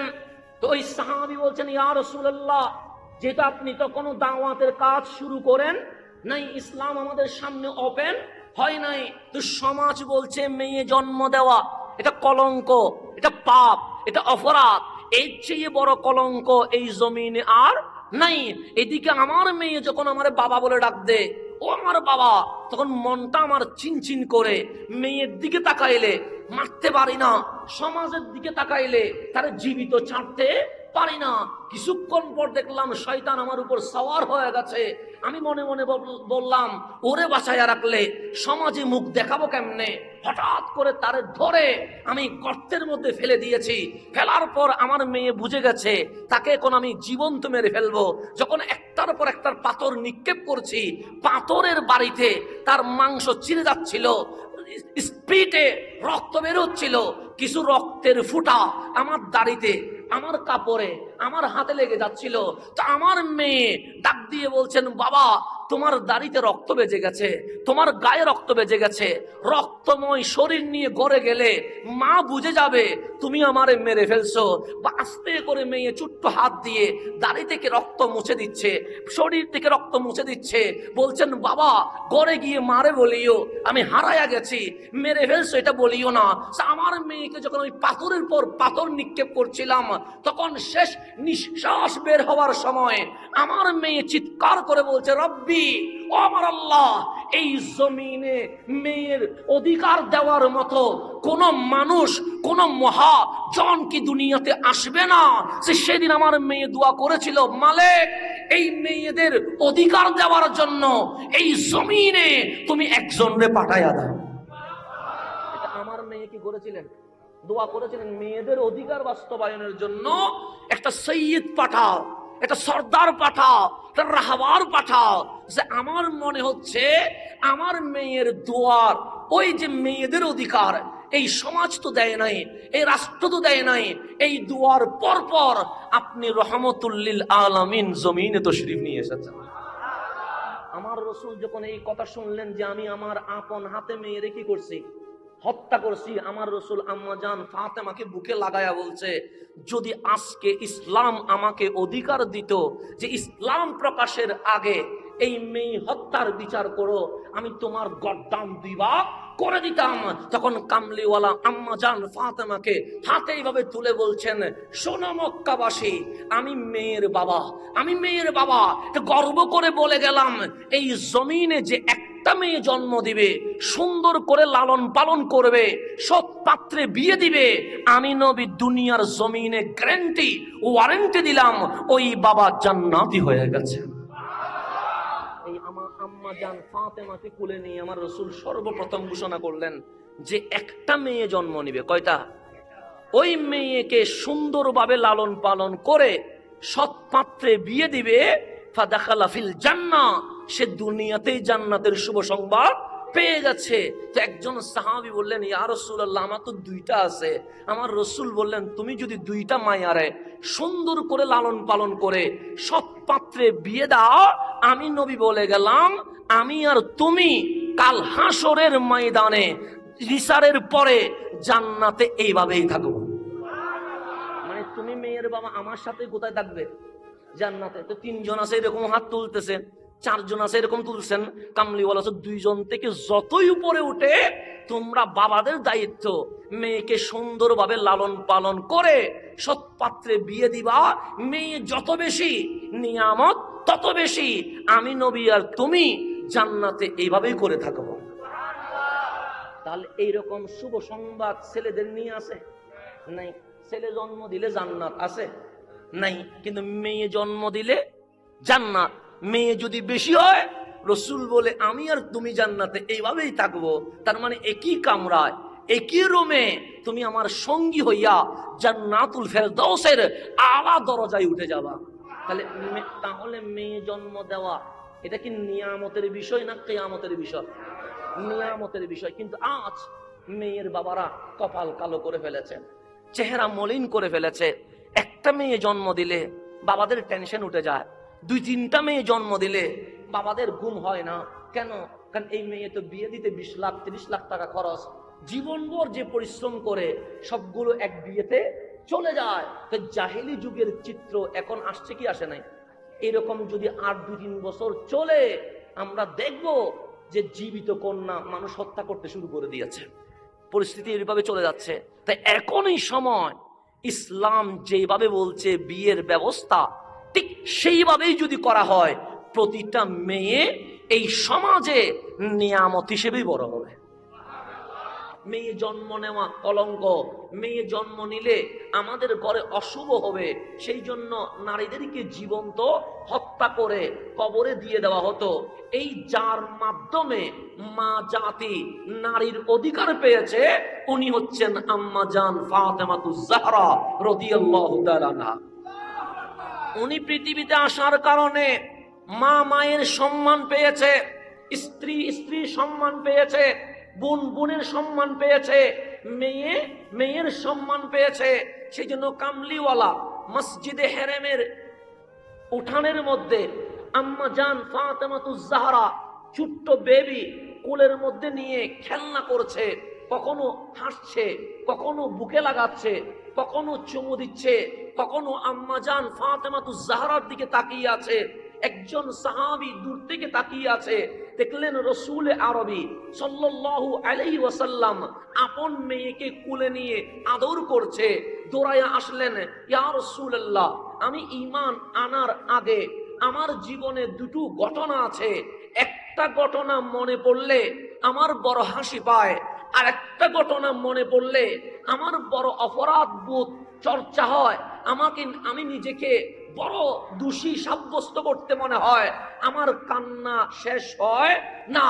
এক ঘটনা আমারে হাসায়, আরেক ঘটনা আমারে কাঁদায়। রসুলে আরবি আম্মা জান ফাতেমাকে কুলে নেওয়া অবস্থায় সাহাবী যখন বললেন, আমার দুটো ঘটনা রয়েছে জীবনে, কালিমা পড়ার আগে এক ঘটনা হাসায়, এক ঘটনা কাঁদায়, তো রহমতুল্লিল আলামিন আমি হলে বলবো শুনবো না, আপনি হলে বলবেন ব্যস্ত আছি, উনি হলে বলবেন এখন সময় নাই, কিন্তু রহমতুল্লিল আলামিন আম্মা জান ফাতেমাতুজ জাহরা রাদিয়াল্লাহু তাআলা আনহাকে কুলে নিয়ে বলছে, হ্যাঁ তোমার দুইটাই ঘটনা আমি শুনবো, প্রথমে হাসির ঘটনা বলো, এরপর কান্নার ঘটনা বলো। তো সাহাবী বলছেন, ইয়া রাসূলুল্লাহ, আপনি যদি না আসতেন আমাদের কি হতো আমরা জানতাম না, লা ইলাহা ইল্লাল্লাহর পরিচয় পাইতাম না, রব্বুল আলামিনের জিকির এটা আমাদের জীবনে ঘটতো না, এই নামাজ রোজা হজ যাকাত এগুলো আমরা পেতাম না।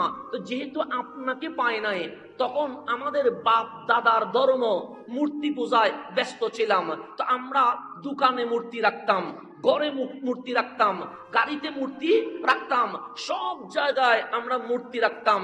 ইয়া রাসূলুল্লাহ, আমি ছিলাম প্রবাসী, মানে আমি দেশে আসতাম মাঝে মাঝে, কিন্তু আমি বিদেশে কাজ করতাম। এখন আমরা যাই সৌদি আরবে কাজ করতে, আপনি ইতিহাস খুলেন দেখবেন আজকে থেকে 400 বছর আগেও ওই আরব দেশের মানুষ এই বাংলাদেশে কাজ করতে এসেছে। ইতিহাস বলেন আমাদের এখানে কাজ করতে এসেছে। এখন ওরা ধনী, আমরা কি হয়ে গেছে? গরিব হয়ে গেছি। অবস্থান পরিবর্তন হয়, এটা হবে, কেউ ধনী হবে, কেউ গরিব হবে, গরিব বাদশাহ হবে, বাদশাহ ফকির হবে। রব্বুল আলামিন বলে এটা দুনিয়ার সিস্টেম। কেন? যে জান্নাতে না যাওয়া পর্যন্ত তোমাদের পরীক্ষার শেষ হবে না। সেজন্য আমাদের পরীক্ষা চলবে কি চলবে না? তো তখন আরব ব্যবসায়ীরা বিভিন্ন দেশে বিদেশে যাইতো, তো উনি বললেন, ইয়া রাসূলুল্লাহ, আমি তখন প্রবাসী ছিলাম, মানে বিদেশে কাজ করতাম, তো আমি ঘর থেকে বের হয়ে যাব, তখন তো আর গাড়ি নাই, বিমান নাই যে ফ্লাইটে যাবে, তখন ঘোড়ার উপরে গাধার উপর করে যেতে হতো। তো উনি বললেন আমি ড্রেস নিয়েছি, যেহেতু কাপড় তো লাগবে বিদেশে, আবার যেতে একদিনে তো যাওয়া যায় না, 7 ঘন্টায় যাওয়া যায় না, যেতে 7 সপ্তাহ লেগে যায়। তো 1 সপ্তাহ পর্যন্ত খাওয়ার কিছু জিনিসও নিয়েছি।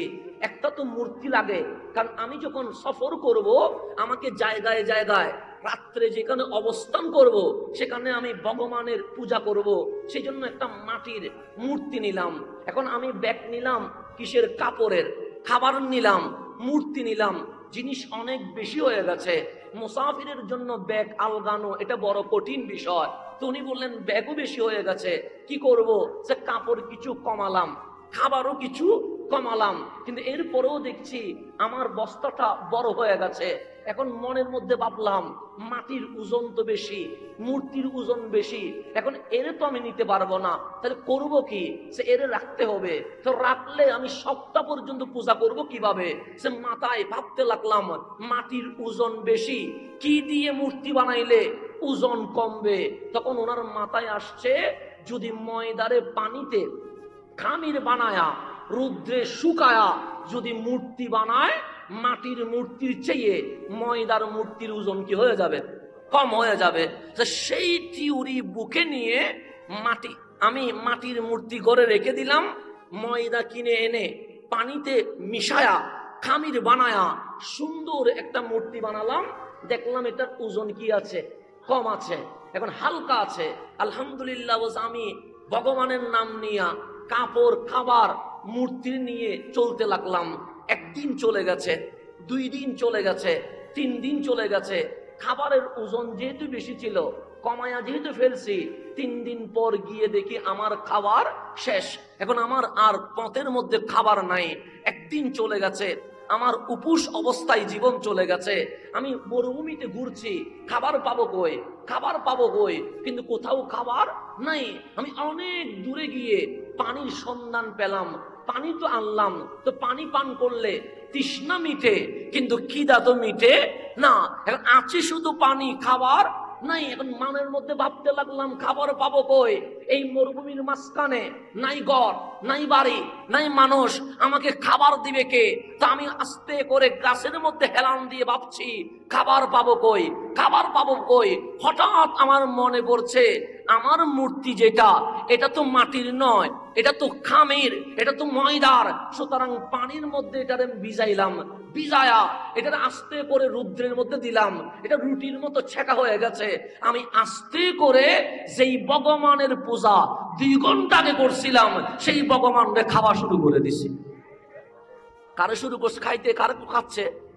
তো বলছে আমার ওই ঘটনা মনে পড়ছে, আরে কারে আমি পূজা করলাম, কারে আমি রাম করলাম, কার জন্য আমি রাত ভরে ইবাদত করলাম, সে যখন আমি পানিতে মিশালাম সে মিশে গেছে, আমি যখন খামির বানালাম সে খামির হয়ে গেছে, আমি যখন রুদ্রে শুকালাম সেটা রুটির মতো ভেজে গেছে, আমি যখন খাচ্ছি এটা আস্তে করে আমার পেটের ভিতরে চলে যাচ্ছে। ইয়া রাসূলুল্লাহ, আপনি যখন কালিমার দাওয়াত দিচ্ছিলেন আমার ওই ঘটনা মনে পড়ে গেছে। আরে যেই ভগবান রে খাওয়ার সময় ভগবান নিজের রক্ষা করতে পারে না, ওই ভগবান আমারও রক্ষা করবে কেন? ওই ঘটনা যখন আমার মনে পড়ে আমার বেশি হাসি পায়। কেন? আমরা কিসের পূজা করছিলাম? যেহেতু নিজের রক্ষা করতে পারে না, আমি খাচ্ছি চাবায়া, সে উফ বলতে পারছে না, তো সে কেমনে আমার রক্ষা করবে? ইয়া রাসূলুল্লাহ, আপনি কালিমার দাওয়াত দেওয়ার কারণে আমরা মুশরিকের ধর্ম ছেড়ে শিরিক মুক্ত ইসলাম ধর্মে চলে এসেছে। আমার রাসূল বললেন আলহামদুলিল্লাহ, একটা তো কাজের কাজ হয়েছে। জমিনের মালিক যিনি, আসমানের মালিক যিনি, তোমার মালিক যিনি, তুমি তার সন্ধান পেয়েছো, সেজন্য তোমার উচিত বেশি বেশি শুকরিয়া আদায় করা। সেটা বুঝলাম। এখন বলো কান্নার কাহিনীটাকে। তো উনি বলছেন ইয়া রাসূলুল্লাহ, যেহেতু আপনি ইসলাম প্রচারের আগে এই দুনিয়াটার নাম ছিল জাহেলিয়ত যুগ, অন্ধকার যুগ, অমানুষত্বের যুগ, কাপুরুষত্বের যুগ। আমাদের সমাজে মেয়ে জন্ম দেওয়া এটা কলঙ্কের কারণ হয়। যেই ঘরে মেয়ে জন্ম নেয় তাই সেই মেয়ের বাবা সমাজে মুখ দেখাইতে পারে না। তো আমাদের সমাজটা ওই রকম ছিল।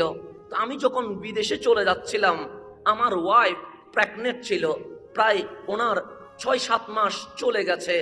6-7 মাস অবস্থায় আমার ওয়াইফকে গর্ভবতী রেখে আমি চলে গেছি বিদেশে। এখন মাঝখানে কি হয়েছে আর কিছু জানি না, কারণ তখন তো আর মোবাইল নাই, ইন্টারনেট নাই, চিঠি আদান প্রদানের কোনো ব্যবস্থা নাই, জাহেলিয়ত যুগ। উনি বলছেন আমি 5-6 বছর পর বিদেশের সমস্ত কাজকর্ম শেষ করে যখন গড়ে ফিরলাম, দেখলাম কোনায় একটা ফুটফুটে সুন্দর মেয়ে খেলছে। আমার ওয়াইফকে জিজ্ঞেস করলাম মান হিয়া, সে কে? তখন আমার ওয়াইফ বলছেন স্বামী রে, আপনি যে আমাকে গর্ভবতী অবস্থায় রেখে চলে গেছেন, আপনার ওই সন্তান, এই মেয়েটা, এটা আপনার মেয়ে। তো মেয়ে বলতে দেরি, এতটুকুতেই মেয়ে যখন শুনছে এটা বাবা, দৌড়ায়া ইয়া আবি বলে বাবাকে জড়ায় ধরে ফেলছে। এখন উনি বলছেন আমার সমাজে তো মেয়ে জন্ম দেওয়া এটা বড় পাপ, অপরাধ, কিন্তু ফুটফুটে সুন্দর কিশোরী বাচ্চা আমাকে যখন জড়ায়া ধরছেন, হাজার হলেও তো আমি বাবা। আমার মনের ভিতরে একটু প্রেম জেগে উঠেছে, এটা আমার মেয়ে। আমি বুকে ধরে বললাম ওরে জীবন্ত হত্যা করো নাই? মা বলল না করি নাই। ওকে তুমি মাটির চাপা দাও নাই? সে দেয় নাই। কেন দাও নাই? বলছে এটা আপনি পারলেও আমি মা তো কখনো পারবো না, কারণ যেই মেয়েরে আমি 10 মাস 10 দিন পেটে ধারণ করেছি তার আমি জীবন্ত মারি কেমনে। সেই জন্য কেউ যেন না জানে আমার ঘরে সন্তান জন্ম নিয়েছে কি নেয় নাই, তা আরবের কেউ জানে না। আমি বড় গোপন করে ওর সাউন্ড যেন দরজার বাইরে না যায়, ওইভাবে করে আমি আস্তে আস্তে করে বড় করেছি। আমার মেয়ে সূর্যের আলো দেখে নাই, আমার মেয়ে চাঁদের আলো দেখে নাই, আমার মেয়ে তারকারাজির মিটিমিটি দেখে নাই। আমি ঘরের ভেতরে আদর যত্নে বড় করেছি। আপনি টেনশন নিয়েন না, এই মক্কায় আপনার আমার ঘরে একটা মেয়ে যে আস্তে আস্তে বড় হচ্ছে এটা কেউ জানে না। তারপরেও বাবা মনে মনে ভাবলেন জানে তো না, কিন্তু যত বড় হবে সত্য তো কখনো গোপন থাকবে না।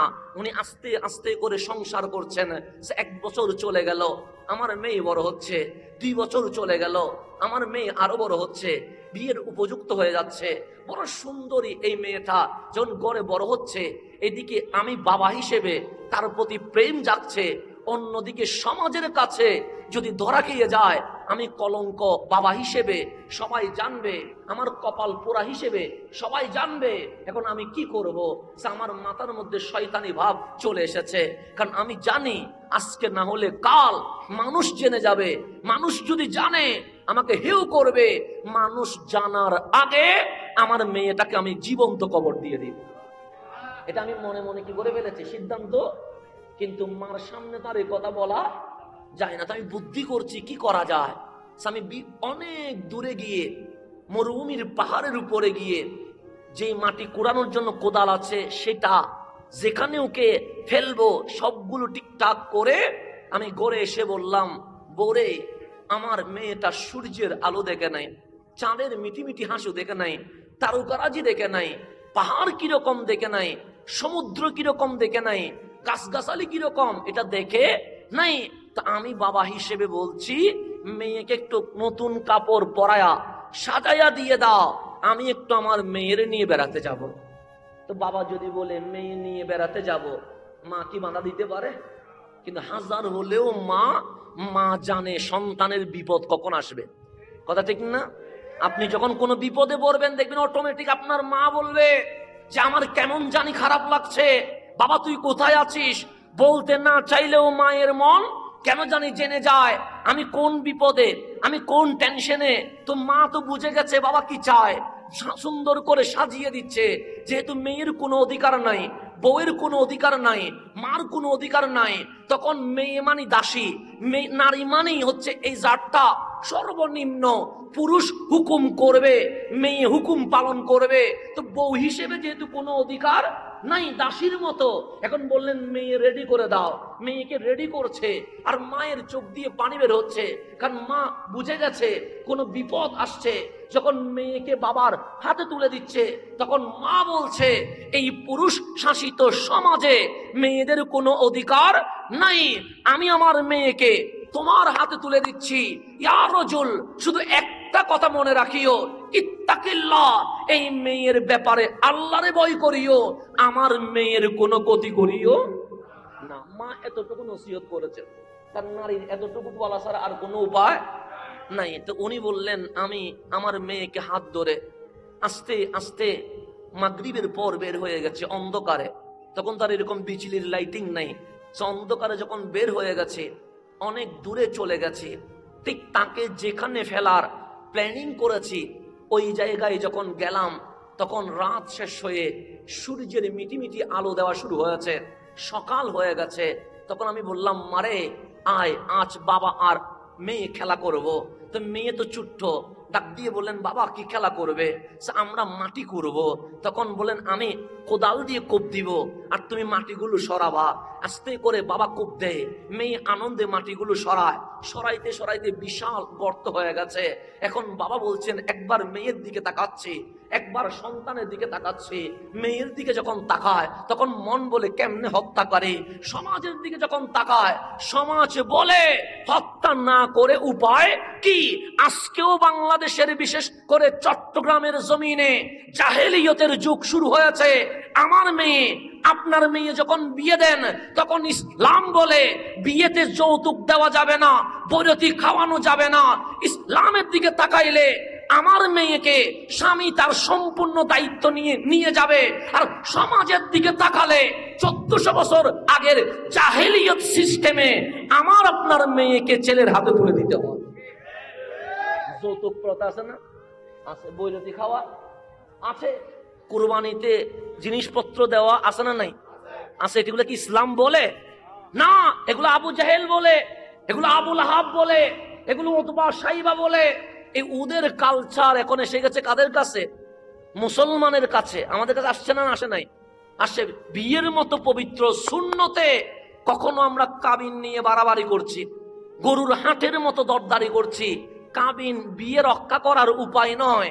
একটা মেয়ে তার মা বাবা সমাজ ছেড়ে স্বামীর ঘরে যখন যায় তখন ইসলাম বলছে মেহমান আসলে হাদিয়া দিতে হয়। একটা মেয়ে তোমার ঘরে যখন এসেছে তাকে সম্মান করো, ওই সম্মানের নাম মোহরানা, ওই সম্মানের নাম কাবিন। এটা বাড়ানোর জন্য ইসলাম বলে নাই। ইসলাম বলে মোহরানা যত কম সেখানে বরকত তত বেশি। সেখানে বরকত কি বেশি, এটা ইসলাম বলছে, আমি বলি নাই। তাহলে মোহরানা যত কম বরকত। সে আপনার দাদার হিসাব করেন, আমার বাবার হিসাব করি, মোহরানা বেশি ছিল না কম ছিল? কম ছিল। ওই কম সংসারে 60 বছর 70 বছর সংসার টিকে গেছে, কথা ঠিক না? আর বর্তমান সময়ে এসে 30 লাখ 40 লাখ 80 লাখ মোহরানা দিয়ে বিয়ে হওয়া 2 দিন পরে তালাক হয়ে যায়। হচ্ছে কি হচ্ছে না? হচ্ছে। বরকত নাই। তাহলে মোহরানা বাড়াইলেন কেন? সংসার যেন টিকে। সংসার টিকে না। আর আমাদের বাপ দাদারা মোহরানা কমাইছে, সংসারও টিকছে, ওই সংসারে মহব্বতও রক্ষা হয়েছে। তাহলে মোহরানা দিয়ে বিয়ে টিকে না। মোহরানা নারীর সম্মান। ইসলাম বলছে তোমার বউকে মূল্যায়ন করো। এই মূল্যায়নের জন্যই ইসলাম মোহরানার ব্যবস্থা করেছে। আজ সমাজের মধ্যে বউ স্ত্রী পক্ষ মোহরানা দাবি করে আর ছেলে পক্ষ যৌতুক দাবি করে। পবিত্র নবীর সুন্নত ও পবিত্র দিয়ে যখন শুরু হয় ওখানে পরকিয়া হয়, ওখানে তালাক হয়, ওখানে অশান্তি হয়। আজকেও আমার নবীর সুন্নতি সিস্টেমে যদি বিয়ে হয় ওই ঘরটা জান্নাতের বাগান হয়ে যাবে। এটা মনে রাখবেন। এগুলো আমাদের মেয়ে পক্ষরে বুঝতে হবে, ছেলে পক্ষরেও বুঝতে হবে। না বুঝলে সমস্যা আছে। যেমন আমরা মাহফিল করার কারণে অনেক ছেলে যৌতুকবিহীন বিয়ে করতে রাজি হয়। আমি দেখেছি অনেক ছেলে, সে বলে হুজুর আমরা যৌতুক নিব না, মেয়ের ঘর থেকে বৈরতি খাওয়া না, যতটুকু পারি ওলিমা খাওয়াবো, কিন্তু ওনাদের পক্ষ থেকে 500 তো 1000 খাবো না আমরা, যেটি ইসলাম নিষেধ করছে। প্রয়োজনে খিজুর ছিটাইয়া কি করব, বিয়ে করব। এখন আমরা ছেলের কথা শুনে বড় কি হয়ে যায়, খুশি হই, কেন ছেলেটা পরিবর্তন হয়েছে। এখন মেয়ের পক্ষে যখন প্রস্তাব দেয় তখন মেয়ের পক্ষ বলে 20 লাখ কাবিন। যদি 20 লাখ মোহরানা বলেন, ছেলে পক্ষ তো এমনিতে বলবে 2000 বড় খাওয়ান। বলবে না?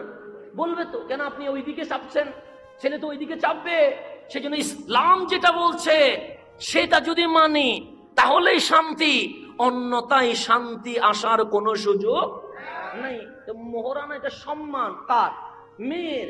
এটা নিয়ে গরুর বাজারের মতো দরাদরি করার কোনো কিছুই নাই। ইসলাম বলে ছেলে ভালো কিনা দেখো, আর ইসলাম বলে ছেলেকে তুমি যারে বিয়ে করবে সে ভালো কিনা দেখো। ভালো হলে অনেক কিছু ছাড় দেওয়া আমাদের উচিত, কথা ঠিক কিনা? এটা বুঝবেন। আমাদের সমাজ এগুলো পরিবর্তন আসা দরকার। পরিবর্তন না আসলে মাহফিল করে কি হবে? পরিবর্তন না আসলে কথা বলে লাভ কি? পরিবর্তন না আসলে এরকম হাজার মাহফিল আমাদের সমাজকে কখনো চেঞ্জ করতে পারে না। এই পটিয়াতেই তো কিছুদিন আগে আমার বোন যে মেয়েটা আত্মহত্যা করছে, এটা তো আমাদেরই বোন, কথা ঠিক না? কেন আত্মহত্যা করছে?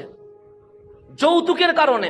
এবং আমি ওনার ডিটেলস পড়ে দেখলাম এটা নাকি প্রেমেরও সম্পর্ক ছিল। 3 বছরের নাকি কি ছিল, 4 বছর না কয় বছরের প্রেমের সম্পর্ক। এখন ইসলাম প্রেম জায়েজ বলেছে না হারাম বলেছে? হারাম। একটু গভীরভাবে কেউ করবেন, ইসলাম কি বলেছে? হারাম বলেছে। যেটা আমাদের কাছে আনন্দ মনে হচ্ছে, মজা মনে হচ্ছে, ইসলাম বলে এটা কি হারাম। ইসলাম হারাম বলেছে, ইসলামের কোনো লাভ আছে? নাই। তো ইসলাম হারাম কেন বলছে? ইসলাম এই কারণে হারাম বলছে কারণ এটা আমাদের জন্য উপকার নয়, অপকার, ক্ষতির কারণ। 3 বছর রিলেশন ছিল, এরপরেও সে যৌতুক দাবি করার কারণে আত্মহত্যা করতে বাধ্য হলো। ইসলাম এটার মাধ্যমে আপনাদেরকে জানিয়ে দিচ্ছে ইসলাম যে বিয়ের আগে প্রেমকে হারাম করেছে একটা কারণে, কারণ এই প্রেম, এই রিলেশনের কারণে শত মানুষ আত্মহত্যা করছে। ইসলাম বলে আমি তোমাদেরকে আত্মহত্যা করার উৎসাহ দেই না, আমরা তোমাদেরকে নতুন জীবন ধারণের উৎসাহ দিয়ে থাকি। ইসলাম যেটা হারাম করে এটাতে কোনো আরাম।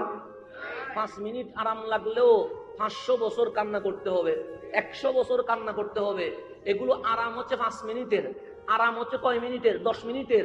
এই আরামের মধ্যে কোনো শান্তি, মরণ পর্যন্ত শুধু কাঁদতেই হয়। সেই ইসলাম যেটা হারাম বলেছে সেটা থেকে দূরে থাকবেন। ইসলাম যেটা হালাল বলেছে সেটাতে আপনি মিক্স করবেন, দেখবেন শান্তি আর শান্তি। আপনি নিজেকে কন্ট্রোল করলে আপনার ওয়াইফ পুত পবিত্র ওয়াইফ হবে। আপনি নিজেকে অপবিত্র বানালে আপনার ঘরে কখনো রাবিয়া বসরি আসবে না। আল্লাহর জন্য আমাদেরকে পুত পবিত্র থাকার তৌফিক নসিব করেন। ওই বাবা বলছে ইয়া রাসূলুল্লাহ, কারণ সমাজের সিস্টেম অনেক খারাপ জিনিস তো। কারণ আমরা সমাজের কাছে মাঝে মাঝে কি হয়ে যায়, অসহায় হয়ে যায়। সমাজ এটা বলছে, তাহলে সমাজ এটা বলছে, সমাজ এটা বলছে, এরকম আছে না নাই? আছে। যে মেহেদি রাতে প্যাকেজ করা যদি নিষেধ করি করিয়েন না, হুজুর সমাজ বলছে। বিয়েতে যখন বলি উলঙ্গপনা ক্লাবে করিয়েন না, হুজুর সমাজ বলছে। এরকম সমাজের নাম দিয়ে অনেক কুসংস্কার এই জমিনে হচ্ছে কি হচ্ছে না? তো সমাজের নিয়ম, কোরআন সুন্নাহর নিয়ম দিয়ে ইসলাম চলে। এই সমাজের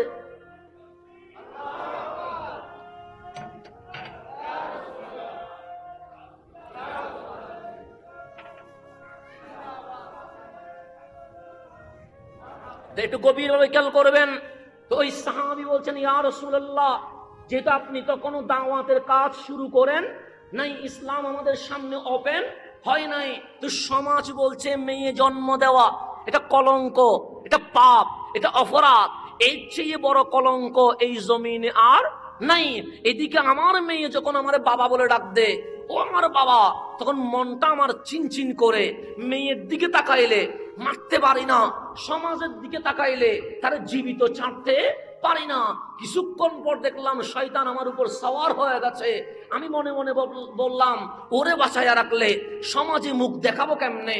হঠাৎ করে তারে ধরে আমি গর্তের মধ্যে ফেলে দিয়েছি। ফেলার পর আমার মেয়ে বুঝে গেছে তাকে এখন আমি জীবন্ত মেরে ফেলবো। যখন একটার পর একটার পাথর নিক্ষেপ করছি, পাথরের বাড়িতে তার মাংস চিরে যাচ্ছিল, স্পিডে রক্ত বেরোচ্ছিল। কিছু রক্তের ফুটা আমার দাড়িতে, আমার কাপড়ে, আমার হাতে লেগে যাচ্ছিল। তো আমার মেয়ে ডাক দিয়ে বলছেন, বাবা তোমার দাড়িতে রক্ত বেজে গেছে, তোমার গায়ে রক্ত বেজে গেছে, রক্তময় শরীর নিয়ে ঘরে গেলে মা বুঝে যাবে তুমি আমারে মেরে ফেলছো। বা আস্তে করে মেয়ে ছোট্ট হাত দিয়ে দাড়ি থেকে রক্ত মুছে দিচ্ছে, শরীর থেকে রক্ত মুছে দিচ্ছে। বলছেন বাবা ঘরে গিয়ে মারে বলিও আমি হারায়া গেছি, মেরে ফেলছো এটা বলি বলিও না যে আমার মেয়েকে যখন ওই পাথরের পর পাথর নিক্ষেপ করছিলাম, তখন শেষ নিঃশ্বাস বের হওয়ার সময় আমার মেয়ে চিৎকার করে বলছে, রব্বি, ও আমার আল্লাহ, এই জমিনে মেয়ের অধিকার দেওয়ার মতো কোন মানুষ, কোন মহাজন কি দুনিয়াতে আসবে না? সেদিন আমার মেয়ে দোয়া করেছিল, মালিক, এই মেয়েদের অধিকার দেওয়ার জন্য এই জমিনে তুমি একজনরে পাঠাইয়া দাও। এটা আমার মেয়ে কি করেছিলেন? দোয়া করেছিলেন, মেয়েদের অধিকার বাস্তবায়নের জন্য একটা সৈয়দ পাঠাও, একটা সর্দার পাঠাও, একটা রাহবার পাঠাও। যে আমার মনে হচ্ছে আমার মেয়ের দোয়ার, ওই যে মেয়েদের অধিকার, এই সমাজ তো দেয় নাই, এই রাষ্ট্র তো দেয় নাই, এই দুয়ার পর পর আপনি রহমতুল্লিল আলামিন জমিনে তশরিফ নিয়ে এসেছেন। আমার রসুল যখন এই কথা শুনলেন যে আমি আমার আপন হাতে মেয়েরে কি করছি, হত্যা করছি, আমার রসুল আম্মা জান ফাতেমাকে বুকে লাগায়া বলছে, যদি আজকে ইসলাম আমাকে অধিকার দিত যে ইসলাম প্রকাশের আগে এই মেয়ে হত্যার বিচার করো, আমি তোমার গর্দান 2 ভাগ করে দিতাম। তখন কামলিওয়ালা আম্মা জান ফাতেমাকে হাতে এইভাবে তুলে বলছেন, শোনো মক্কাবাসী, আমি মেয়ের বাবা, আমি মেয়ের বাবা, গর্ব করে বলে গেলাম, এই জমিনে যে একটা মেয়ে জন্ম দিবে, সুন্দর করে লালন পালন করবে, সৎ পাত্রে বিয়ে দিবে, আমি নবী দুনিয়ার জমিনে গ্যারান্টি, ওয়ারেন্টি দিলাম, ওই বাবা জান্নাতি হয়ে গেছে। এই আমার আম্মা জান ফাতেমাকে কোলে নিয়ে আমার রসুল সর্বপ্রথম ঘোষণা করলেন যে একটা মেয়ে জন্ম নিবে। কয়টা? ওই মেয়েকে সুন্দরভাবে লালন পালন করে সৎ পাত্রে বিয়ে দিবে, ফাদাখালা ফিল জান্নাহ, সে দুনিয়াতেই জান্নাতের শুভ সংবাদ পেয়ে গেছে। তো একজন সাহাবী বললেন, ইয়া রাসূলুল্লাহ, আমার তো 2টা আছে। আমার রসুল বললেন, তুমি যদি 2টা মায়ারে সুন্দর করে লালন পালন করে সৎ পাত্রে বিয়ে দাও, আমি নবী বলে গেলাম, আমি আর তুমি কাল হাসরের ময়দানে বিচারের পরে জান্নাতে এইভাবেই থাকবো। মানে তুমি মেয়ের বাবা আমার সাথে কোথায় থাকবে? জান্নাতে। তো 3 জন আছে এরকম হাত তুলতেছে, 4 জন আছে এরকম তুলছেন। কামলিওয়ালা 2 জন থেকে যতই উপরে উঠে, তোমরা বাবাদের দায়িত্ব, মেয়েকে সুন্দরভাবে লালন পালন করে সৎ পাত্রে বিয়ে দিবা। মেয়ে যত বেশি নিয়ামত তত বেশি, আমি নবী আর তুমি জান্নাতে এইভাবেই করে থাকবো।